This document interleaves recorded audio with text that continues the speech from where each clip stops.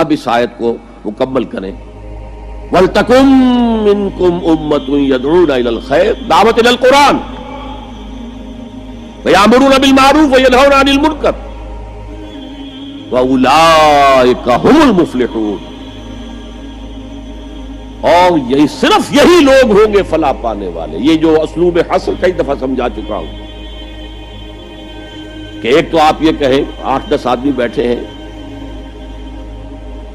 زید عالم ہے تو اس سے دوسروں کے عالم ہونے کی نفی نہیں ہوتی, دوسرے بھی ہو سکتے ہیں. اور کہیں زید ہی عالم ہے تو بقیہ سے نفی ہو گئی. اب صرف زید عالم ہے باقی عالم نہیں. اس کو کہتے ہیں حصر, محصور کر لینا, کسی چیز کو کا احاطہ کر لینا. اولئک هم فلاح پانے والے صرف یہ وہ سوئی ہوئی امت جسے اپنی ذمہ داری کا احساس ہی نہیں, جسے یاد ہی نہیں, جو بھول گئی, جس کا حال یہ ہے کہ وائے ناکامی متاع کارواں جاتا رہا, کارواں کے دل سے احساس زیاں جاتا رہا. اور وہ امت پوری طرح مطمئن ہے ہمارے لیے تو شفاعت ہو ہی جانی ہے. سیغفر لنا, ہمیں تو بخش ہی دیا جائے گا. لن تمسنا النار الا ایاما معدودات, ہمیں تو آگ چھو ہی نہیں سکتی مگر صرف گنتی کے چند دن. تلک امانیہم, یہ ان کے من گھڑت خیالات ہیں. امانی کہیں گے وشفل تھنکنگ, یہ ان کی وشفل تھنکنگ کے سوا کچھ نہیں. فلاح پانے والے صرف یہی ہوں گے جو اس سے نکاتی پروگرام پر عمل پیرا ہو, اور وہ ایک امت ودن امہ بنیں گے صرف اس احتیاط کے ساتھ کہ وَمَنْ أَحْسَنُ قَوْلًا مِّمَّنْ دَعَا إِلَى اللَّهِ وَعَمِلَ صَالِحًا وَقَالَ إِنَّنِي مِنَ الْمُسْلِمِينَ. میں بھی مسلمانوں میں سے ہوں, ایک مسلمان میں بھی ہوں. اس سے زیادہ میں اپنے آپ کو کچھ نہیں سمجھتا. وہ کسی غرور کے اندر, غرور علم, غرور تقوی, کہیں اس کے اندر مبتلا نہ ہو جائے. وہ سارا جیسے کہ بڑی سے بڑی رقم زیرو سے ضرب کھا کر زیرو ہو جاتی ہے, اگر کہیں غرور پیدا ہو گیا تو آپ کا سارا کیا کرا زیرو سے ضرب کھا کر زیرو ہو جائے. اچھا, یہ جو آیات ہیں یہ سورہ آل عمران کے وسط میں سے ہم نے پڑھی. ان کے بالکل ہم پلہ جو آیات سورہ بقرہ میں آتی ہیں وہ کیا ہے؟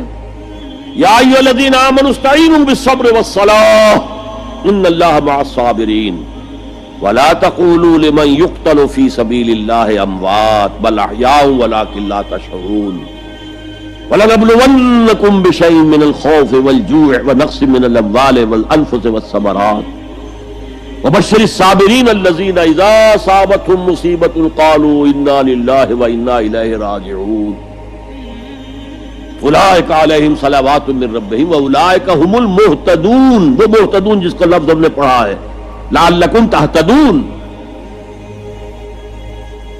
اس نہی عن المنکر کی سب سے اونچی منزل کیا ہے؟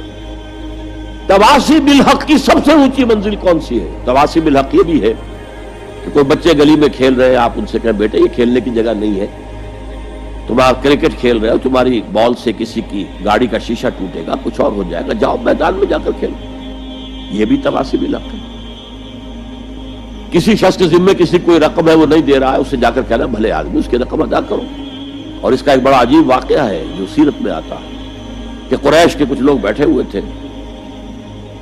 تو ایک شخص باہر کا کوئی آیا اور بڑی دہائی دیتا ہوا, فریاد کرتا ہوا. لوگوں نے کہا کیا معاملہ ہے؟ کہ ابو جہل کے ذمے میری اتنی رقم ہے وہ دیتا نہیں ہے, مجھے کوئی دلوا دے. لوگوں نے کہا اچھا آج موقع ملا, ذرا تماشا دیکھیں. حضور اس وقت کہیں حرم کے کسی کونے میں نماز پڑھ رہے تھے. کہا جاؤ جاؤ, وہ شخص جو ہے نا وہ کر سکتا ہے, ہم نہیں کر سکتے, اس سے بات کرو. وہ آیا, اس نے حضور سے کہا, اچھا چلو. گھر پر جا کر کہا, دستک دی, ابو جہل نکلا, اس کو اس کا حق ادا کرو. بے چونو چرا گھر میں گیا اور لا کر اس کی رقم اس کے حوالے. یہ روب حق ہے, حق کا روب. لیکن آج کل آپ یہ کام کر کے دیکھیں تو چھوٹا تواصی بالحق یہ ہے, بڑا تواصی بالحق سب سے بڑا. یہ کائنات اللہ کی ہے, یہ زمین اس کی ہے, اس کا حکم چلنا چاہیے. ان الارض للہ ان الحکم الا للہ لا یشرک فی حکمہ احدا. اللہ اپنے حکم کے اختیار میں کسی کو شریک کرنے کو تیار ہے، نہ کسی فرعون کو، نہ کسی نمرود کو، نہ کسی قوم کو، نہ عوام کو، نہ پوری نوع انسانی کو، کسی کو شریک کرنے کو تیار ہے۔ اب اس تواصب الحق کے لیے کھڑا ہونا گویا کہ ہر نظام باطل کو چیلنج کرنے کے مترادف ہے۔ اسی طرح میں نے عرض کیا تھا کہ انکر المنکرات، یہ انکر کا لفظ آ گیا تھا نا، ان انکر الاصوات لصوت الحمیر، تمام آوازوں میں سب سے زیادہ ناپسندیدہ آواز، انسان کی طبیعت پر بڑی ناگوار گزرنے والی آواز جو ہے وہ گدھے کی آواز ہے۔ تو انکر المنکرات کیا ہے؟ غیر اللہ کی حکومت انکر المنکرات، اس کے خلاف جد و جہد ہاتھ سے کرو،